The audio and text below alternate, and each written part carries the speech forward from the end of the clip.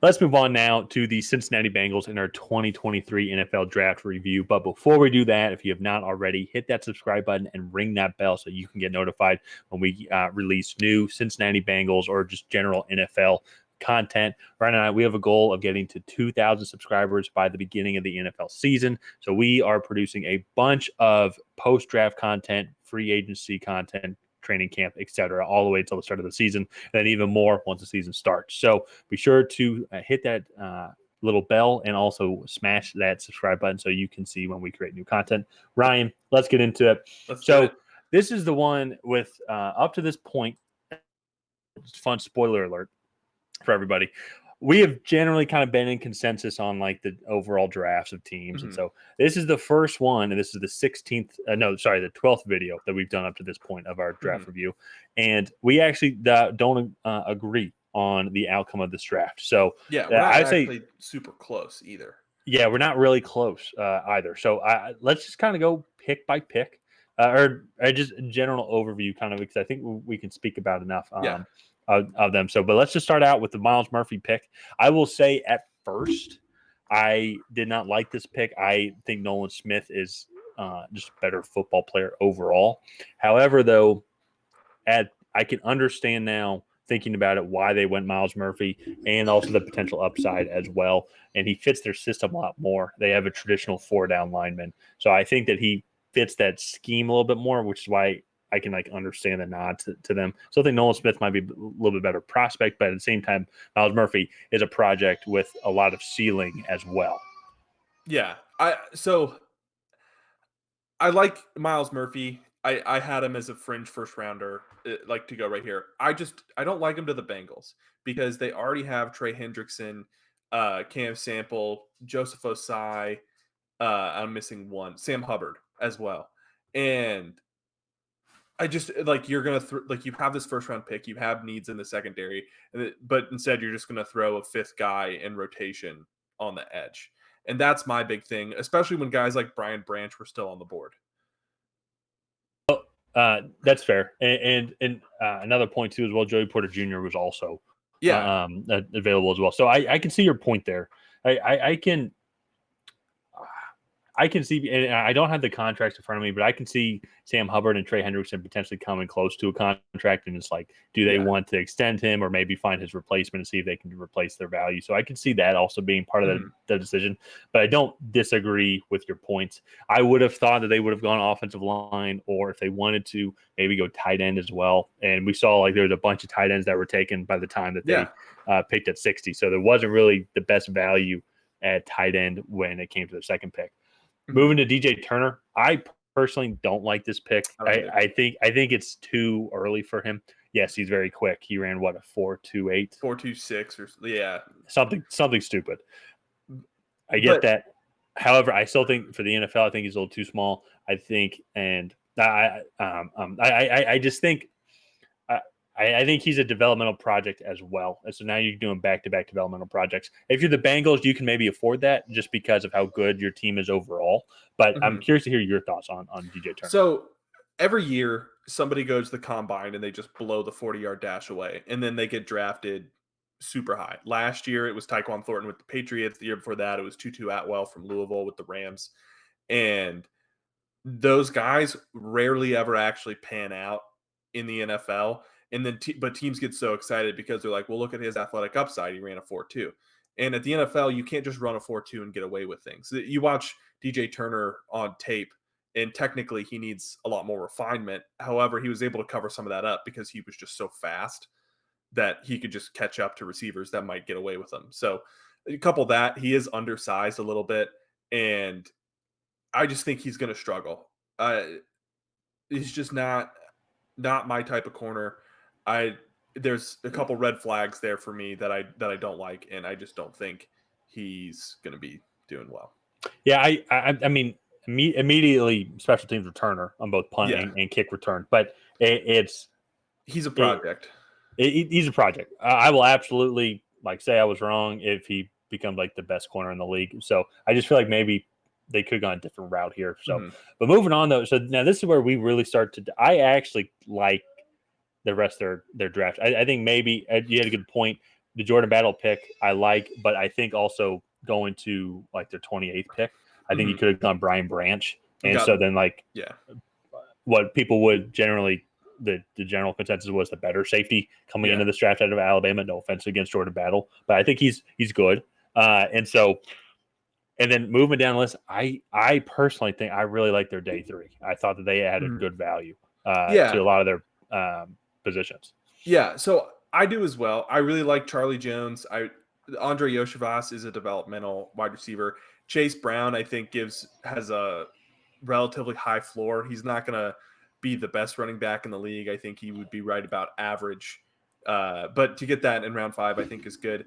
But I look at their first 3 picks and I don't really like it.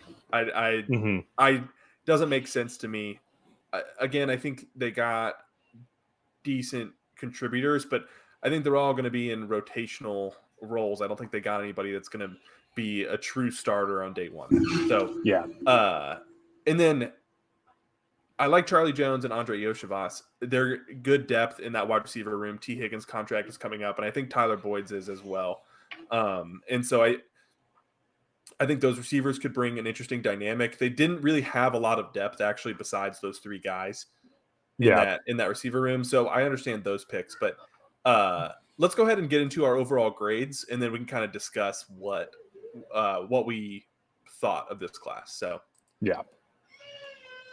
if you can't tell already, I was not super high on this class. Tyler, you gave them a B, which is right about average. Why did you give them that grade? For me personally, I really enjoyed their day 3. I think that there is upside to the picks that they had from day 1, day 2. I like Myles Murphy. I think they could have gone a different route, and I really kind of thinking about why they would do it and going for their scheme fit. I think that they could develop him. He has a lot of potential. He's only 21 years old. Like I think maybe he'll be 22 by the start of the season. I can't remember everyone's birthday. The DJ Turner pick, I just don't like. And so that's where to me, I honestly might have been even leaning towards like maybe a B+ because I think that they got good offensive weapons that can contribute on day 1, and they're going to replace Tyler Boyd with Charlie Jones. I think they're going to re-sign T. Higgins, and Andre Yoshivas could still be a good depth piece in general. Chase Brown immediately comes in. I think he's a solid running back. He is your Joe Mixon backup for sure. And if Joe Mixon decided to move on from Joe Mixon after this year, I think he has the potential to then be just a good, solid running back while maybe they go and find their future like franchise running back, or maybe he can develop into that 3-down bell cow back. He's just a consistent running back overall. So that combined with the potential Myles Murphy and then still solidifying that defensive front, which is their best part of their defense, and me liking the other picks combined with them not getting great picks in the secondary, I think it was just an average draft for me. And that's what we were kind of talking about, where it's like we felt like B was like it just an average. Because I think is D+ your lowest grade of any of the teams? Or is there one more that's lower than them?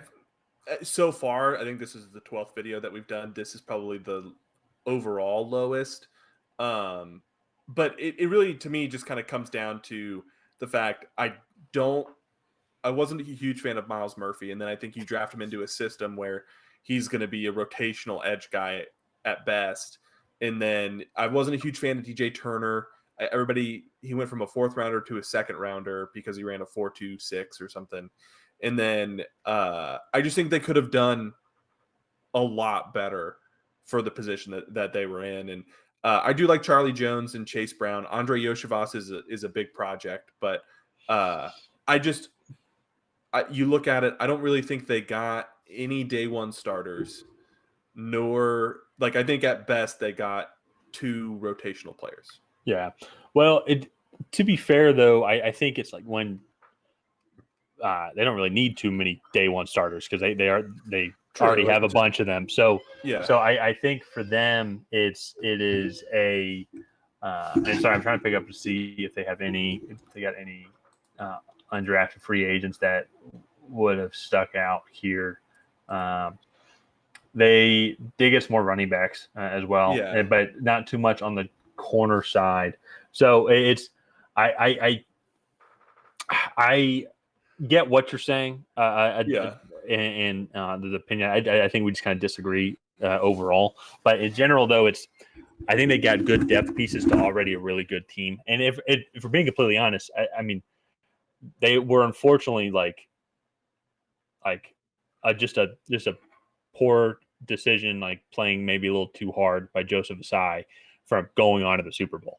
And so it's like there's not really too much that this team needs. And then they got Orlando Brown. Yeah. So the other OBJ, Biggie OBJ.